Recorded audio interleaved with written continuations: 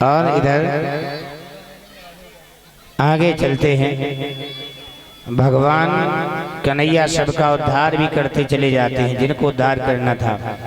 यह कालियावन का भी उद्धार किया। कैसे किया?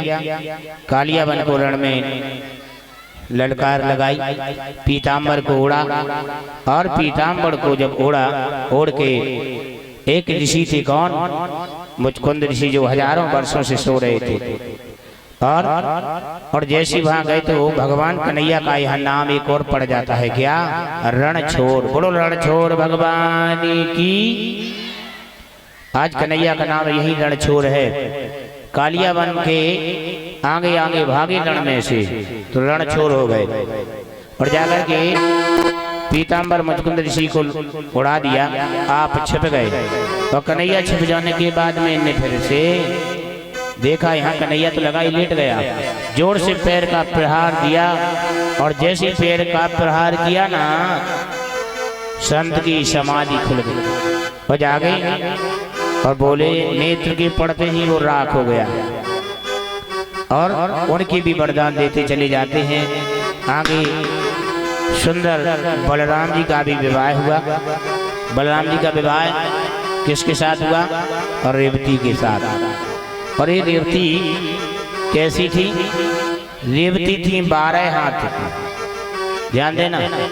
और हमारे कन्हैया के हाथ की थे 7 हाथ की।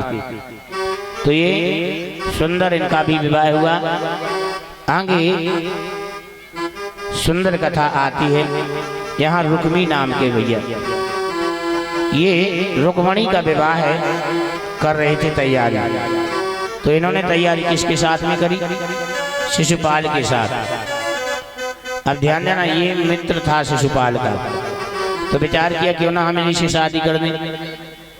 तो इसने तैयारी लगाई और जब इसने तैयारी लगाई, संदेश भेज दिया, भैया शिशुपाल, हम अब विवाह है अपनी बहन का तुम्हारे साथ करा रहे हैं, तैयारी फुल।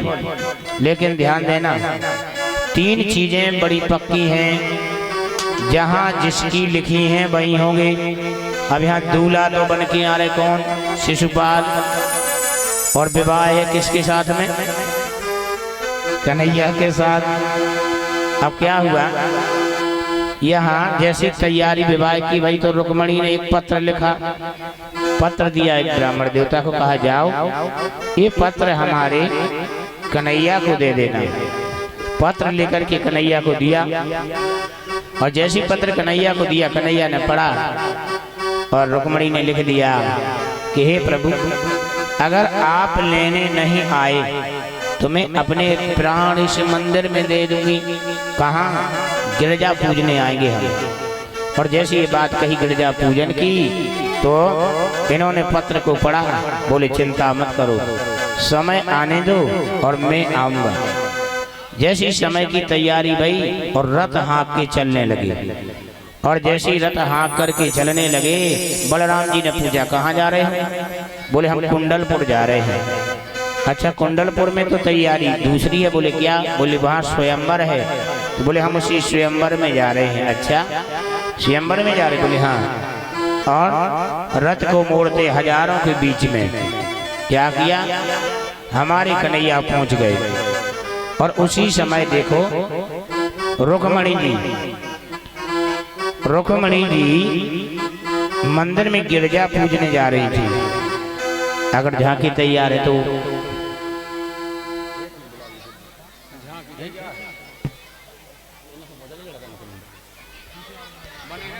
आज तो जैसे ही बोलो वृंदावन बिहारी लाल की। पता है ना कि बड़े धूमधाम से है, लेकिन शांति का परिचय दे, इतना भी शोर ना करने की जल्दी। तो आज हमारे प्रभु मैया जा रही हैं गिरजा पूजने के लिए। कहाँ? मंदिर। और जैसे ही मंदिर पूजती हैं, माँ से कहती हैं माँ हमारी लाज रखना, कह रही है माँ कि जय हो गौरी माँ तेरी, जय हो गौरी माँ, जय हो गौरी माँ मेरी, जय हो गौरी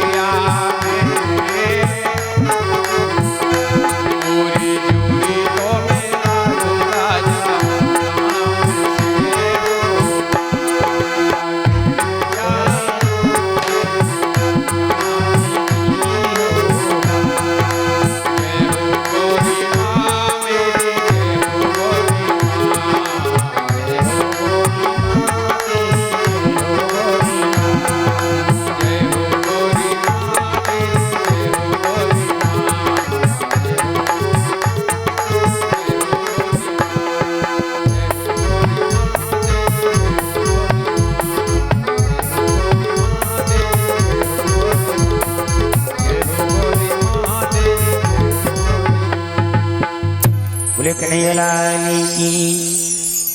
आज हमारी कन्हैया और जब मंदिर से आए और मंदिर से जब आए तो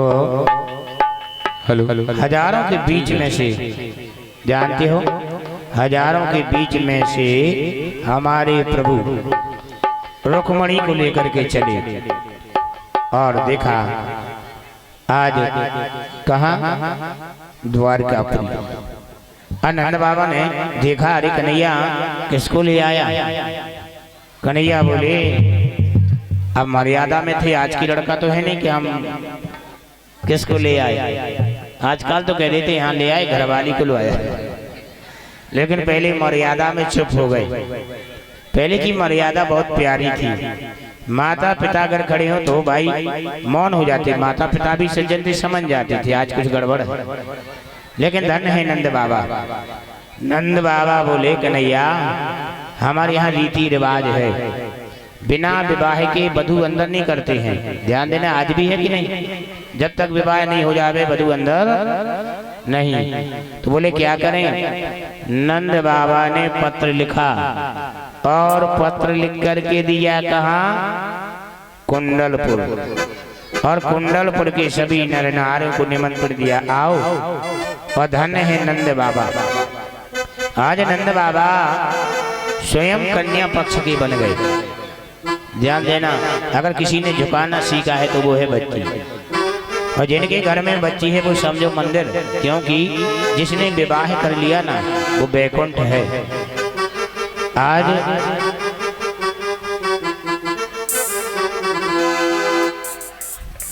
विवाह बड़े धूमधाम से उन्होंने मनाया और कैसे? पत्र लिख दिया